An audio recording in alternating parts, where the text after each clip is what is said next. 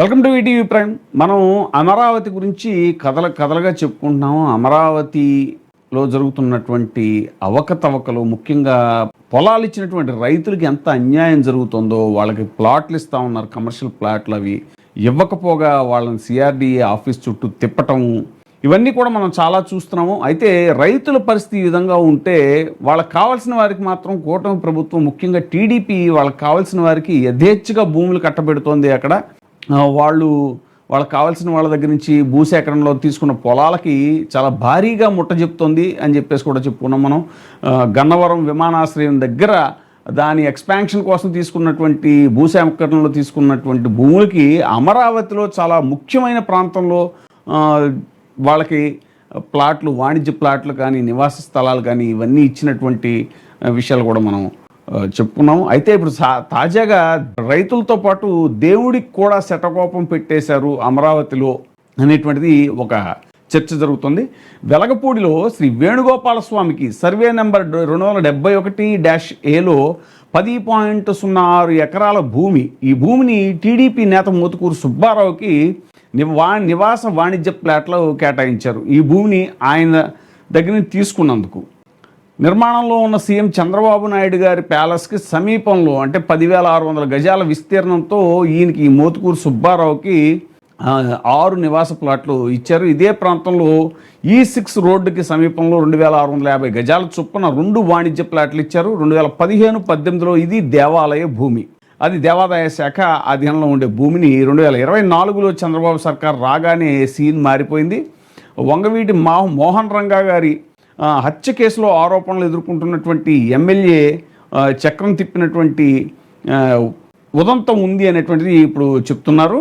అయితే వీటి వివరాల్లోకి వెళ్తే, ఇప్పుడు రాజధానిలో 1017.09 ఎకరాల దేవాదాయ శాఖ భూమి, అది వెలగపూడి వేణుగోపాల స్వామి గుడికి చెందినటువంటి భూమి. ఇందులో ల్యాండ్ పూలింగ్ కింద 843.87 ఎకరాలు అప్పగించారు. ఆ టీడీపీ నేతలు, సానుభూతి పరుల ఆక్రమణలో మిగతా 173.22 ఎకరాలు ఉన్నాయి. ఆలయానికి పరిహారంతో సరిపెట్టి వాణిజ్య ప్లాట్లు, కౌలు, నివాస వాణిజ్య ప్లాట్లు, కౌలు, ఇవన్నీ కూడా వాళ్ళకి కావాల్సిన వారికి ఇప్పుడు ఈ మోతుకూరు సుబ్బారావు అనే ఆయనకి కేటాయించారు అనేటువంటిది వస్తున్నటువంటి సమాచారం.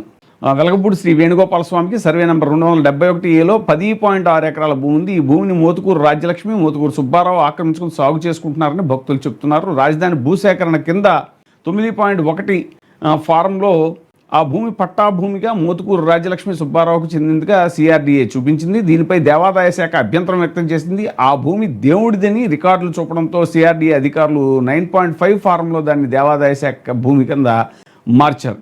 కానీ ల్యాండ్ పూలింగ్ స్కీమ్ కింద ఆ భూమిని తీసుకుంటూ జారీ చేసినటువంటి 9.22 ఫామ్లో మాత్రం ఆ భూమి దేవాదాయ శాఖతో పాటు మోతుకూరు రాజ్యలక్ష్మికి చెందినట్టుగా చూపడం అనేటువంటిది గమనార్హం. దీనిపై కూడా దేవాదాయ శాఖ అభ్యంతరం వ్యక్తం చేయడంతో అప్పట్లో ఈ భూమికి సంబంధించినటువంటి ల్యాండ్ పూలింగ్ స్కీమ్ కింద దాన్ని తీసుకుంటూ అటు మోతుకూరు సుబ్బారావుతో కానీ, ఇటు దేవాదాయ శాఖతో కానీ సిఆర్డీఏ అభివృద్ధి ఒప్పందం చేసుకోలేదు. తొలి ఏడాది ఎకరానికి 30,000, తర్వాత ఏటా 3,000 పెంచుకుంటూ 10.6 ఎకరాలకు 10 ఏళ్లకు సంబంధించినటువంటి కౌలును కూడా ప్రభుత్వం ఆయనకు చెల్లించింది. దేవుడికి మాత్రం 2013 భూసేకరణ చట్టం ప్రకారం 10.6 ఎకరాలకు సంబంధించినటువంటి పరిహారాన్ని దేవాదాయ శాఖకు చెల్లించాలని నిర్ణయించింది. అంటే దేవుడికి భూమికి గాను పరిహారంతో సరిపెట్టేసిన చంద్రబాబు సర్కార్ ఆ భూమిని ఆక్రమించిన టీడీపీ నేతకు మాత్రం అత్యంత విలువైన ప్రాంతంలో నివాస వాణిజ్య ప్లాట్లతో పాటు కౌలును కూడా చెల్లించడం, వారికి ప్రయోజనం చేకూర్చేలా నిర్ణయం తీసుకోవడం అనేటువంటిది ఇప్పుడు చర్చనీయాంశమైంది.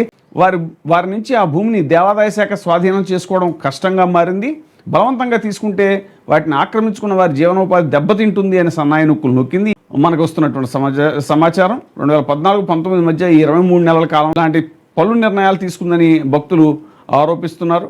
దేవాలయ భూములపై దేవుడికి సేవ చేసేవారు, ఏనాముదారులకు కేవలం అనుభవించే హక్కు మాత్రమే ఉంటుంది. వాటిపై ఎలాంటి యాజమాన్య హక్కులు ఉండవు, విక్రయించడానికి ఏమాత్రం వీలు లేదు అని భూములు దేవుడికే చెందుతాయని 1998లో సుప్రీంకోర్టు స్పష్టమైన తీర్పునిచ్చింది. వింజమూరు రాజగోపాలాచారికి, ఆంధ్రప్రదేశ్ ప్రభుత్వానికి మధ్య నడిచినటువంటి దేవాలయ భూమి వ్యాజ్యంలో దేవుడి భూమి దేవుడికే చెందుతుందని, సేవ చేసే వారికి వారిపై ఎలాంటి యాజమాన్య హక్కులు ఉండవని స్పష్టం చేస్తూ 2015లో హైకోర్టు సైతం కృష్ణా జిల్లా, అలాగే కృష్ణా జిల్లా గొడుగుపేట దేవాలయానికి చెందినటువంటి భూమిని కూడా విజయవాడలోని గొల్లపూడిలో ఉంటే ఆ భూమిని ఎగ్జిబిషన్ గ్రౌండ్స్ కోసం, గోల్ఫ్ కోర్టు కోసం కేటాయించారు. వ్యవసాయేతర భూమిగా మార్చేందుకు ఇందులో రాత్రికి రాత్రి మట్టిని తోలారు. దీనిపై భక్తులు సుప్రీంకోర్టు వరకు కూడా వెళ్ళి స్టే తీసుకోవాల్సి వచ్చింది. కాకినాడ భావనారాయణ స్వామి ఆలయ భూములు కూడా క్రికెట్ స్టేడియం కోసం కేటాయిస్తూ ఆదేశాలు ఇచ్చారు. ఆక్రమణలకు గురయ్యే అవకాశం ఉంది అన్న సాకుతో వైఎస్ఆర్ కడప జిల్లాలోని పుష్పగిరి మఠం పేరిట అనంతపురం జిల్లా గార్లదిన్నె మండలం కల్లూరు అగ్రహారం గ్రామ పరిధిలో 259 సర్వే నంబర్లో ఉన్నటువంటి 6.89 ఎకరాల భూమిని అమ్మేయడానికి కూడా అనుమతి ఇస్తూ ఇటీవల ప్రభుత్వం ఉత్తర్వులు జారీ చేసింది. ఇవన్నీ కళ్ళారా చూస్తున్నటువంటి భక్తులు దేవుడి ఆస్తులను పరిరక్షించాల్సిన ప్రభుత్వమే అస్మదీయులకు వాటిని కట్టబెడుతోందని మండిపడుతున్నారు. ఇలాగైతే ఆయా ఆలయాల నిర్వహణ, నిత్య కైంకర్యాలు, ఉత్సవాలకు ఇక్కట్లు తప్పవనేటువంటిది కూడా ఆవేదన వ్యక్తం చేస్తున్నారు. మరి సనాతన హిందూ ధర్మ పరిరక్షకులు మేము అని చెప్పుకునేటువంటి ఒక పార్టీ కానీ వారికి సపోర్ట్ మద్దతుగా నిలుస్తున్నటువంటి జనసేన అధినేత పవన్ కళ్యాణ్ గారు కానీ మరి ఇలా దేవాలయం భూములు ఇలా ఆక్రమణలకు గురవుతుంటే ఇలా కౌలు పేరిట లేదంటే భూసేకరణ పేరిట దేవాలయం భూములు కూడా బలవంతంగా తీసుకుని వారికి కావాల్సిన వారికి కట్టబెట్టి భారీగా వాళ్ళకి లబ్ధి చేకూర్చేటువంటి ప్రయత్నం కూటమి ప్రభుత్వం అంటే మరి టీడీపీకి అనుకూలమైన వాళ్ళు చేస్తున్నారు కాబట్టి టీడీపీయే చేస్తుందని చెప్పాలి. ఎందుకంటే గవర్నమెంట్ టీడీపీ ఆధ్వర్యంలోనే ప్రధానంగా నడుస్తుంది కాబట్టి మరి దీనిపై జనసేన అధినేత కూడా మరి స్పందిస్తారా లేదా అనేటువంటిది వేచి చూడాలి.